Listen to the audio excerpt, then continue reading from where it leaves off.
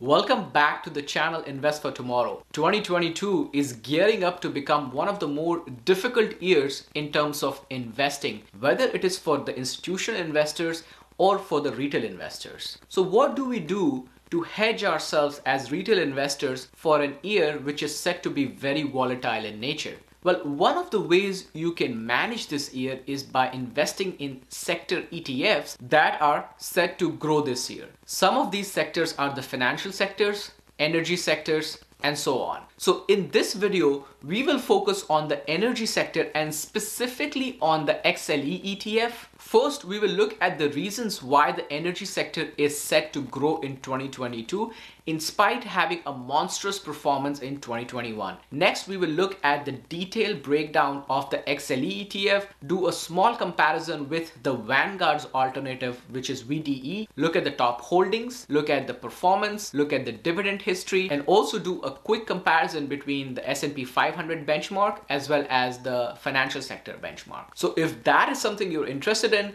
keep watching and let's get this rolling. First of all, let's start off with why energy sector is set to gain in 2022. If you type energy sector outlook for 2022, all the articles, all the analysts are predicting for a strong rebound and even a strong growth in the energy sector. And here's a short clip to prove the point. So we're very optimistic about the energy sector going into 2022. It outperformed the S&P 500 in 2021. We expect that to continue in 2022. And you say, well, what drives that? Well, if you think about what drives the energy demand into the future, it's continued growth in economies. So as economies continue to grow, you're going to need more supply of oil, natural gas, and unfortunately even coal, because those three commodities really represent about 80% of the total energy supply. So, Robert, we saw the chart.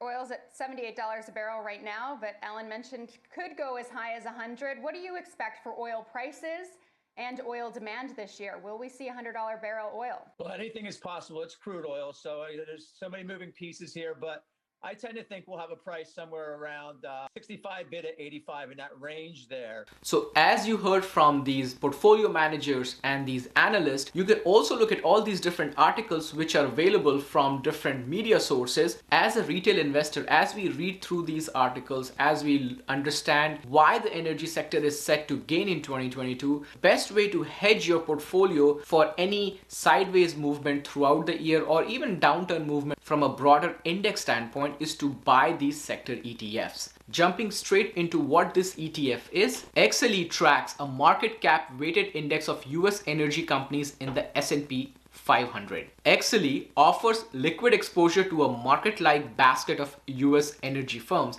Basically what they're doing is that they are pulling stocks from the S&P 500 rather than the total market. And that you will see specifically when we go through their top 10 holdings. The holdings are weighted by market cap. They are subject to capping methodology that ensures no single security exceeds 25% at the each quarterly rebalance. Basically means that none of the stocks can exceed more than 25% of the holding. Unlike some of these other ETFs that you are more familiar with, and even when we reviewed our XLF ETF, if you have not seen that video, definitely check it out because financial sector is also set to gain in 2022. Here's a link to that video. If you are familiar with index funds and ETFs that you use often, you will notice in the top 10 holdings, most of the ETFs, they do not exceed more than between 5 and 10% of each holding. However, the XLE ETF is structured a little differently, and we will get through that in a moment. Specifically, this ETF has a precise exposure to companies in the oil, gas, and consumable fuel, energy equipment, and service industries. This ETF came into existence back in 1998, so it has a lot of history behind it. There are options available. If you want to trade options with this ETF, it is available for you to use that as well. The gross expense ratio is slightly higher at 0.12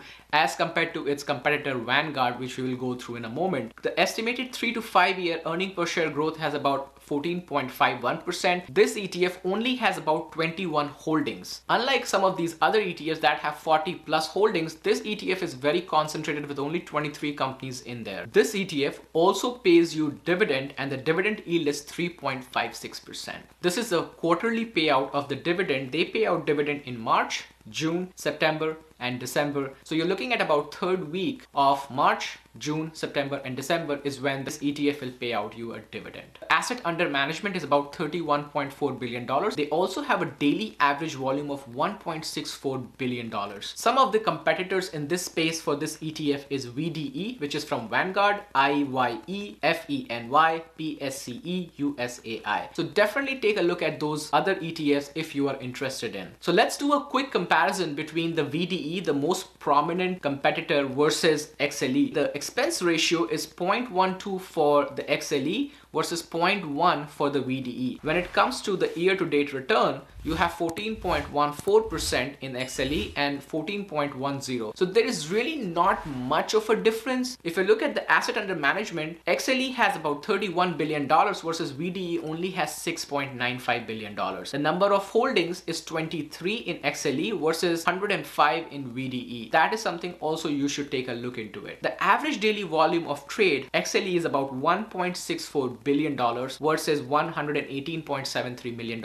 So they are both traded very differently, hence the price movement. Now, if you would like me to make another video to go through the review of VDE, let me know in the comment section below. Jumping on to the most important section is the performance of this ETF. In 1 year, this ETF has returned about 53.02%, which was most of the gains was in 2021 last year. In 3 years, this sector hasn't performed as well as compared to the broader S&P 500. It only returned 4.75%. In 5 years, actually you had a negative return on this ETF. The energy sector is up 51% versus S&P 500 only up 23.74 and financial sector only up 32%. But if you go 5 year, this is where S&P 500 starts to differentiate itself as the go-to investment strategy because the energy sector has lagged and it has returned a negative 13.46%. Anybody would say that investing in the broader market index fund like an S&P 500 or NASDAQ makes more sense because you would have gained 4,000% versus only gaining 173% from energy sector or 160% from the financial sector. So when you are investing in a sector ETF, you have to be very careful.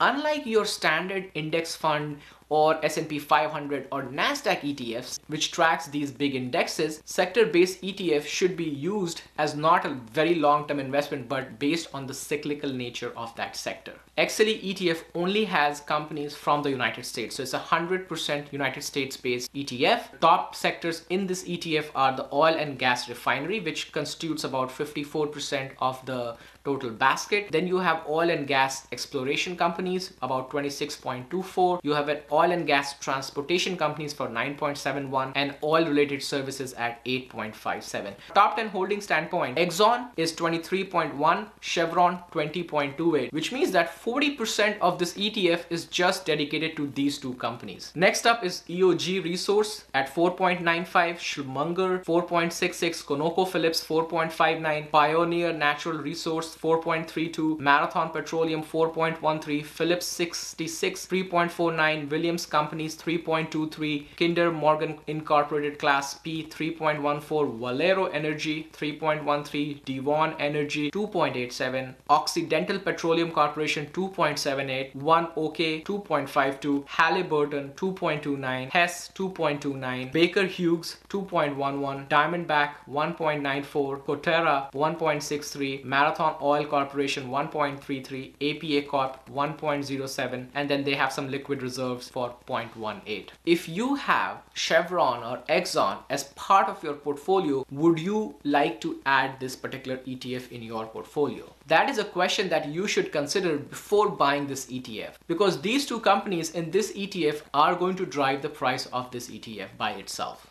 So what am I doing? I have added XLE as part of the public portfolio to give my portfolio an exposure to the energy sector. So what are your thoughts? Are you bullish on this ETF or in this sector in general? Do you hold any of these companies in your portfolio? Well, that's all I have for today's video. If you got any value out of today's video, don't forget to hit the like, click on subscribe and ring the bell notification. I will see you next time, my investor family, but don't forget to invest for tomorrow.